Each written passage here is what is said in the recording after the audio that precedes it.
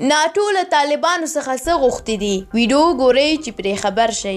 ناټو سازمان وایي په افغانستان کې د طالبانو د تاوتریخوالي اوسنۍ اندازه د منلو وړ نه ده. دغه سازمان نن په یوه اعلامیه کې پر طالبانو غږ کړی چې تاوتریخوالی دې ژر تر ژره کم او مذاکراتو ته شرایط برابر کړي.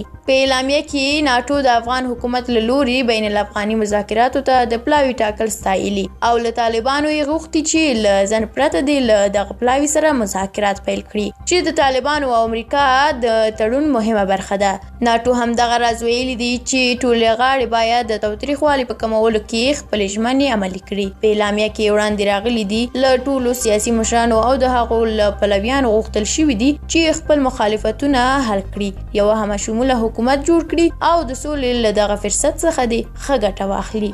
ناټو له افغان حکومت او طالبانو څخه غوښتي چې د بندیانو د خوشي کولو لړۍ دې ګړندۍ کړي او د اوربند په اړه دې د نړیوالو غوښتنه ومني. دا په داسې حال کې ده چې طالبانو په روژه کې د افغان حکومت له لوري د اوربند خبره رد کړې. ناټو په خپل اعلامیه کې یو ور بیا له افغانستان سره او افغان ځواکونو سره د خپلو مرستو په دوام ټینګار کړی دی. دغه سازمان چې د مهال په افغانستان کې زرګونه سرتیري لري، هیله لري چې له طالبانو سره خبرې نتیجه ورکړي، په افغانستان کې دایمي سوله راشي، جګړه ختمه شي، بشري حقونه خوندي شي، د قانون حاکمیت لا غښتلی شي او دا ضمانت ورکړل شي چې د افغانستان خاوره به د حزب الهواد په خلاف نه کارول کیږي.